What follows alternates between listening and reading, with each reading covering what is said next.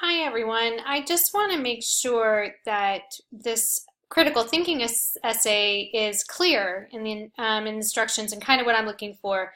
You've submitted your first draft and I so appreciate that. Thank you so much.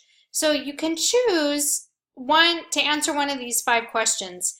We're getting ready for a persuasive essay, and so the critical thinking essay format is the same as the persuasive essay, only this persuasive essay is worth 200 points and it's a lot longer of a paper than this one. This is a pretty short paper.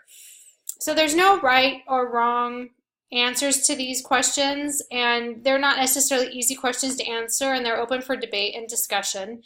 So I just want you to choose the one that intrigues you the most and write your opinion in response. So here's some things I want to focus on. I want you to support your claim with specific reasons and examples. I want you to give me two reasons and examples, okay?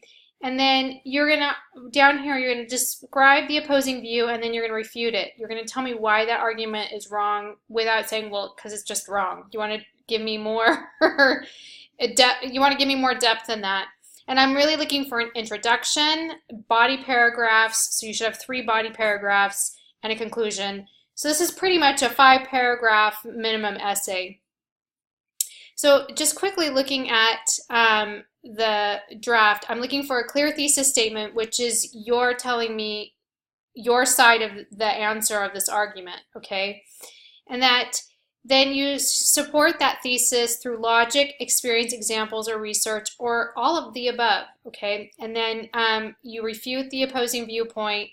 And then you have where it says the writer ends on a strong note. That's a good conclusion, okay? And then, of course, all the formatting that I want, that I'm looking for, and that's all the formatting. Okay, some tips that I want you to use is that it's really helpful if you're citing another author and their source, that you use the full name the first time of the author and then the last name after that. When you write about it, write this in the present tense,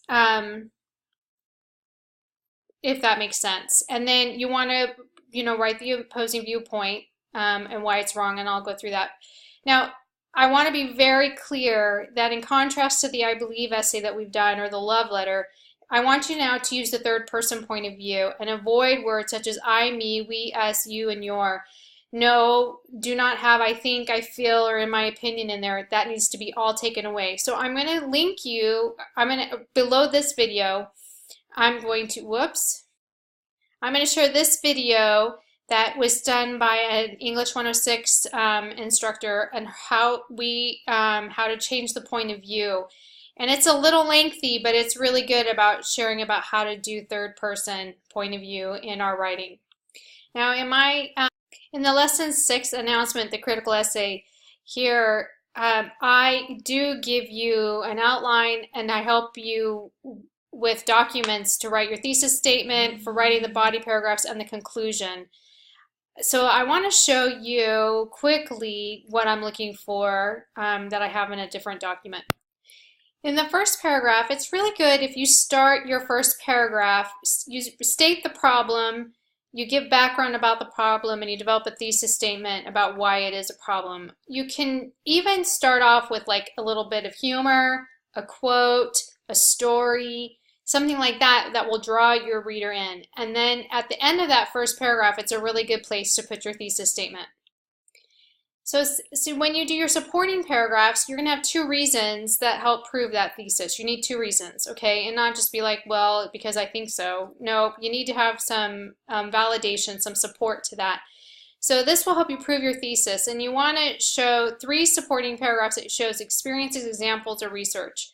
So on the lesson 5 main page, I think, it suggests you can use outside sources for like the I believe essay. And so an outside source is the same thing as research. It helps you support the thesis. So using scriptures, using general conference talks, whatever, it might be helpful to you, but be careful to avoid plagiarism. Don't copy and paste exactly what they say without quotation marks or giving credit to that author, okay? Be very, very careful, because if it comes up as plagiarized, I have to fail the assignment.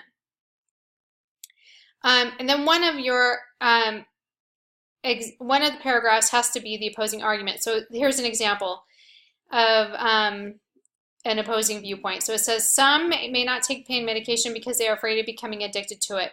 This is a valid concern because it does happen. If a person is concerned about becoming addicted, he can talk with his doctor and come up with possible options to avoid addiction. He may also consider talking to a counselor. I mean, now that's a totally different topic, but that kind of gives you an idea. There's, I'm not going to do that because I'll be addicted. Well, here's a way out of that addiction. Does that make sense? So you're addressing a valid concern and presenting a solution, and how will you refute it? Then the conclusion is where you'll end the essay by explaining the importance of the issue again, and basically restate your thesis and summarize your thesis. If you saw I have this in our in one of the announcements, but when you're anticipating possible opposing views, ask 3 questions when you're trying to counter-argue. Who might disagree with my position? What arguments might they use? And what examples do they normally cite to support their opposing argument? And then that way it's easy to refute. Anyways, I hope this is helpful as you write, but it's basically, I'm looking for a 5 to 6 paragraph essay. It's not a really long essay, it's pretty short. The longer one will come in the persuasive essay, which we start in lesson 8 anyway, and that will go over 3 weeks. So I hope this is helpful. Good luck.